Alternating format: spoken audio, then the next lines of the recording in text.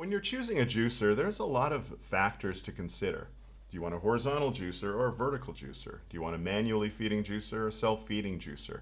What about brand reliability and reputation, or performance, ease of cleaning, ease of use?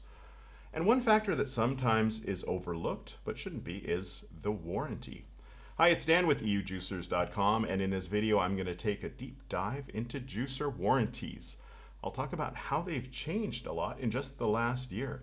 What's covered, what's not covered, what happens when you want to make a claim from our perspective as a seller, what kind of problems do we see here, and finally, how can you choose or make sure that you're buying from a reputable seller who will honor that warranty.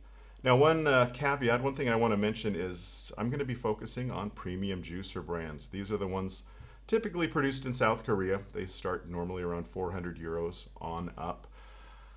This video won't really apply to the mass market 100 to 200 euro Chinese produced juicers, knockoffs, things like that, because those typically have a minimum warranty. Normally it's 2 years, sometimes less, depending on the country. Normally don't have spare parts available or service. The warranty issues are handled completely differently with those, so I will be focused on the premium brands. So when you're looking at juicer warranties, there's typically two numbers you're going to see. First one is for the motor, and second one is for parts. And the reason I kind of decided to make this video is because those numbers have changed a lot in the last year. If I could go back a year ago, I'm filming this at the end of 2024, the typical motor warranty was anywhere from 2 years to 10 years. Now across the board, it's 15 years. That's just changed this year. How did that happen? Well, one of the sellers in the US decided to bump their warranty from 10 to 15 for the motor. Soon another manufacturer followed. Pretty soon nobody wanted to be the one with a short warranty. Then that crossed over the Atlantic, and now here in Europe, just I would say in the last month or two, all the manufacturers now have a 15-year motor warranty.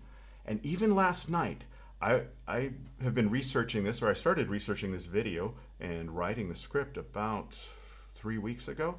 And since then, just yesterday, I noticed one manufacturer has upped their motor warranty to 20.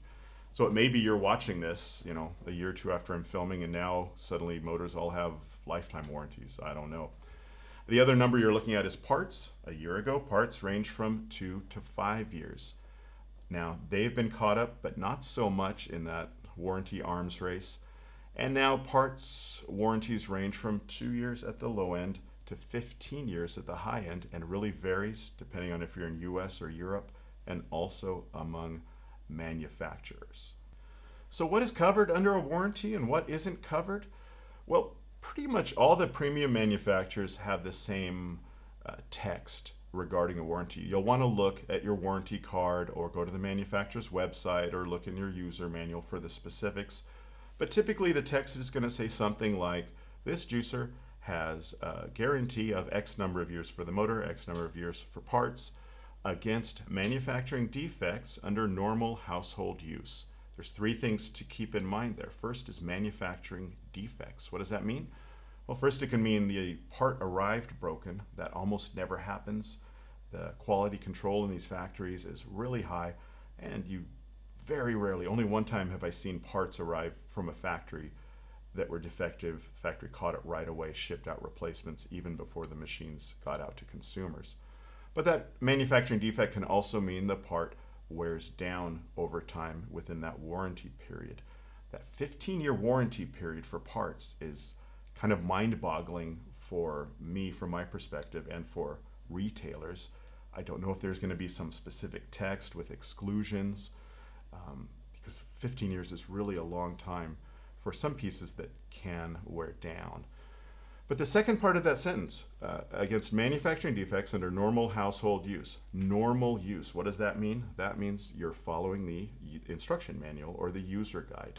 You want to read the user guide for your juicer because that will outline a lot of things, like what can you put in the juicer and what can't you put in the juicer, or what things can you but only under certain conditions, like if you're making sorbet.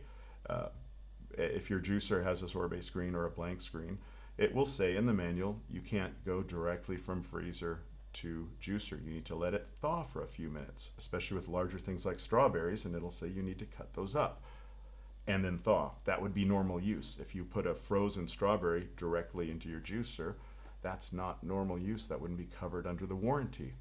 Also, the instruction manual will say how often you need to clean the juicing screen.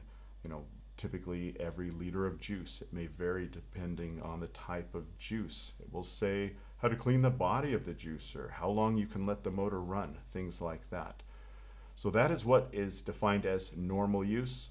The third part of that sentence was normal household use. That just means you're using the juicer at home. You're not operating it in a commercial environment like a juice bar. These machines are designed for home use, to be run once or twice a day, probably 30 minutes max, and not run non-stop, from morning to night in a commercial environment, maybe by someone who doesn't really understand how to operate the machine.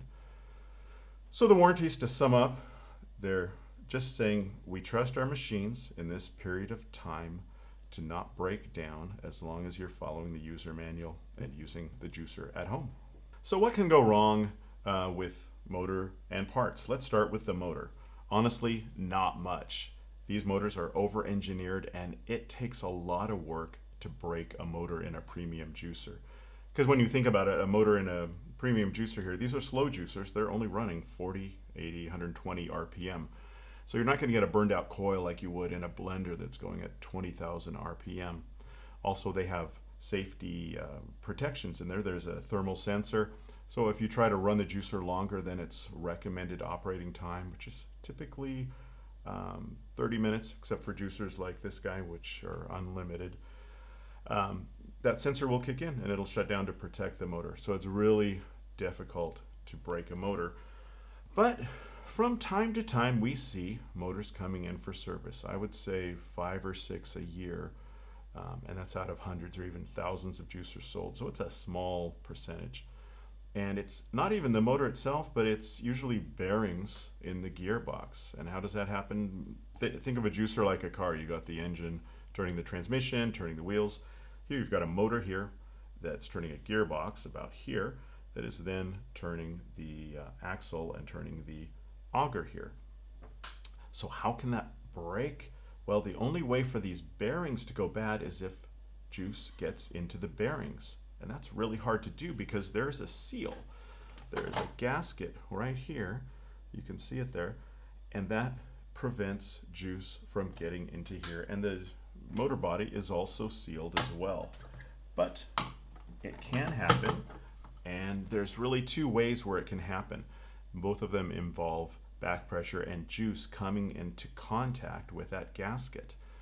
The first way that can happen is if you're consistently overfeeding produce, especially fibrous produce and citrus produce. Like, say, instead of putting in small pieces of carrot one at a time, I'm shoving in with a pusher, as fast as I can, carrots and beets and pineapple, and I'm putting too much beyond the capacity of the juicer to process. There's a certain number of holes in the juicing screen there, and if you exceed that capacity, things start backing up. So over time, the juice level can rise up here to where it's actually in contact with that gasket. It's not going to cause a problem for months, maybe even years, but over time, especially if you're doing a lot of citrus juice, which is high in acid, that seal can slowly wear down until eventually it's broken. And then what you'd hear is a grinding sound coming from the motor, actually coming from the gearbox as the bearing is losing its lubrication. The other way that can happen is if you don't consistently clean your juicing screen. Either after juicing, we've seen some juicing screens come in that are really bad, where there's like turmeric and ginger that have actually plugged maybe half the holes. So immediately you've lost 50% of your juicing capacity, causing a backup. Or if you don't stop frequently enough to clean the juicing screen. Most manufacturers recommend cleaning the juicing screen after every liter of juice. So if you go beyond that, those holes start filling in, plugging up, the juice starts backing up, it comes in contact with that gasket, and it's not going to happen right away, but maybe a year or 2 down the road, suddenly you hear that grinding sound.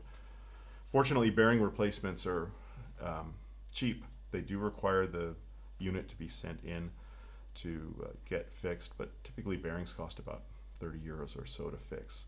The other thing that can go wrong with a motor, and it's not even actually part of the motor, but it's here, it's the switch back here. And what can happen is that switch is sealed. It has a little rubber seal behind there. But if you expose it to household chemicals over time, that seal can wear down as well. And it's interesting because when we see juicers come in that have a bad bearing, that juice got into the motor, juicer looks awful. The condition is bad. The drum's dirty. There's caked on pulp, things like that. When we see juicers come in that need a switch replacement, they are pristine. They look so good. And what happens is that's because the person is really cleaning their juicer well, but in the manual it says wipe down the body with a damp cloth, just with a little bit of water. Some people, my wife included, we actually own this exact model and color of juicer, so she likes to spray the whole juicer with glass cleaner, and over time that can wear down that seal around the on-off switch. What happens is then the wire inside can short out and suddenly it won't even stay on. You try to turn the switch and it pops right back. The machine won't turn on. It's another easy fix. The part is like €6. You can do it yourself. We even made a video where we show just take a couple screws to open the body, 2 screws takes the switch off, pop in the new switch, and you're done. So really, motors are super durable, and those are the only ways we've seen to damage a motor.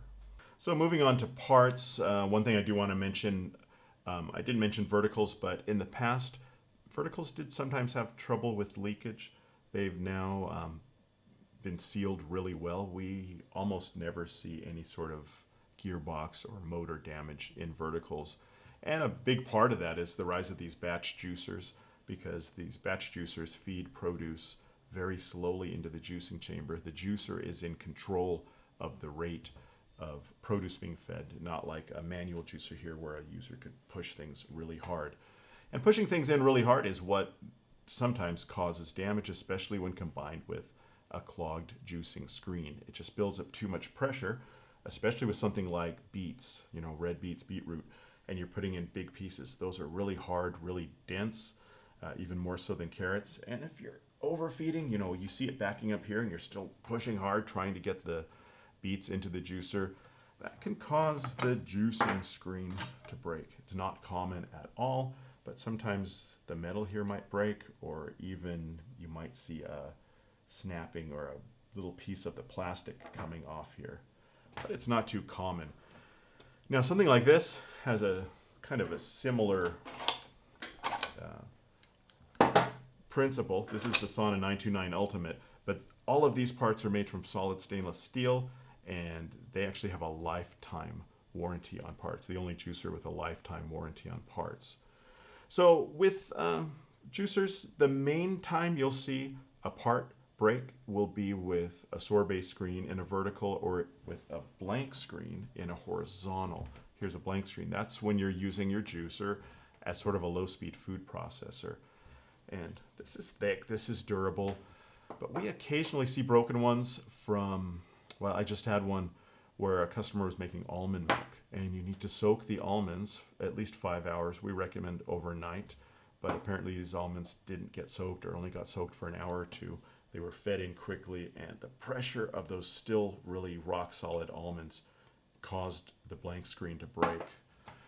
But as long as you follow the manual and don't do things that aren't specified in there. We've had people who try to use their juicer as a grain mill, putting in wheat grains. That can break things. My wife is an herbalist. She puts all kinds of stuff in here that shouldn't go in there.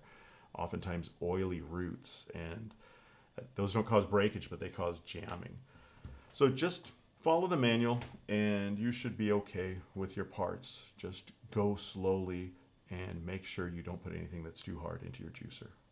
So let's say you're juicing your morning juice. You've got carrots and apples and ginger, and suddenly your juicer makes a funny sound and maybe a little piece pops off. How do you handle it? How do you file a warranty claim? Well, first question is, who manages the claim, the manufacturer or the seller? With juicers, it's always the seller.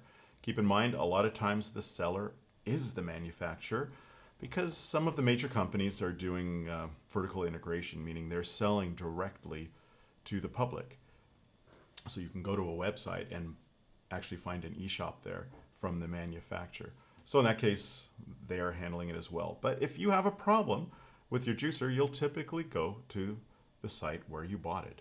If it was a brick and mortar shop, you go in the shop with your receipt. Most juicers we find are purchased online. So you go to the place where you bought it, and normally there's a warranty form you fill out, or there's an email contact form.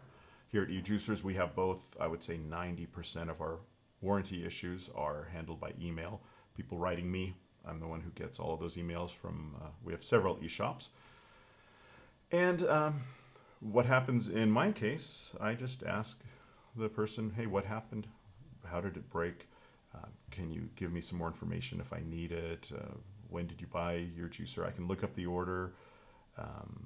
Can you send me a photo? In some cases, might need a video. And I'll compile all the information. A lot of times I can solve it.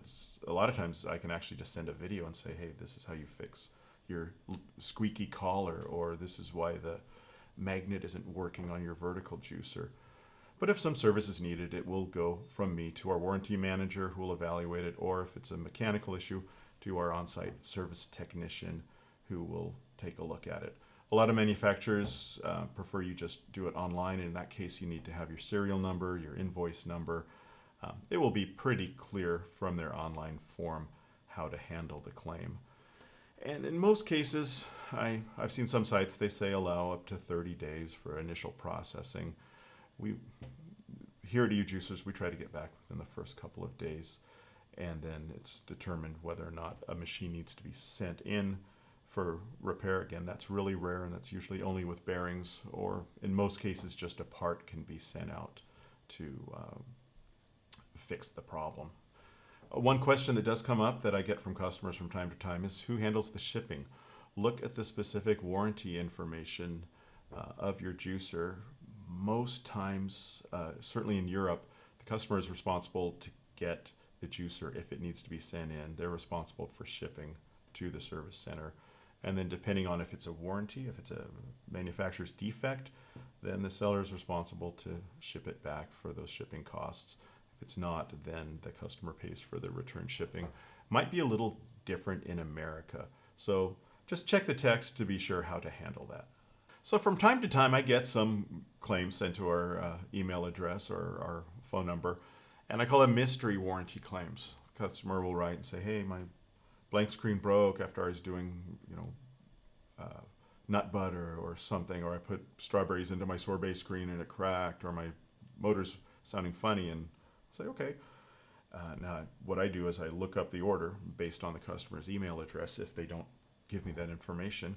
But sometimes I don't find that information, so I write them back and say, hey, can you help me out? Tell me when you bought it. I've searched by your email. Could it be a different email? Something like that.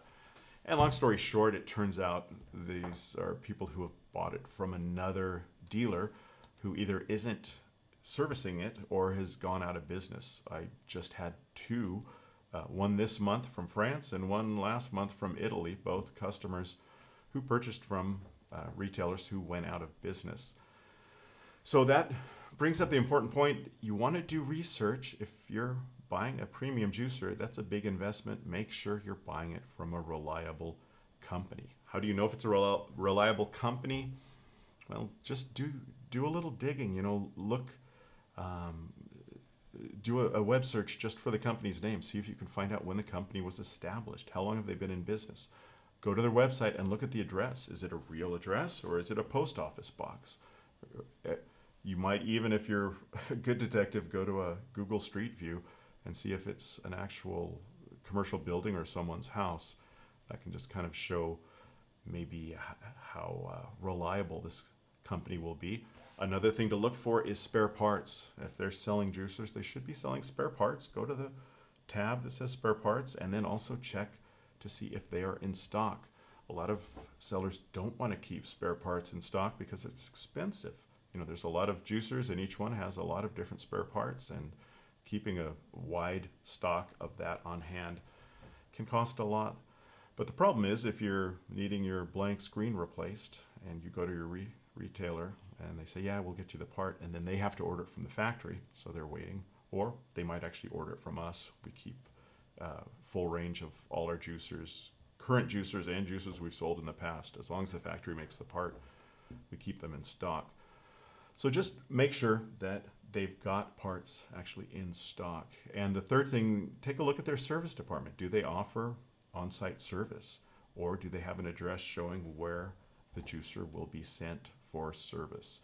If it's in a different location, it could mean that they're subcontracting out their service. They don't have an on-site service technician.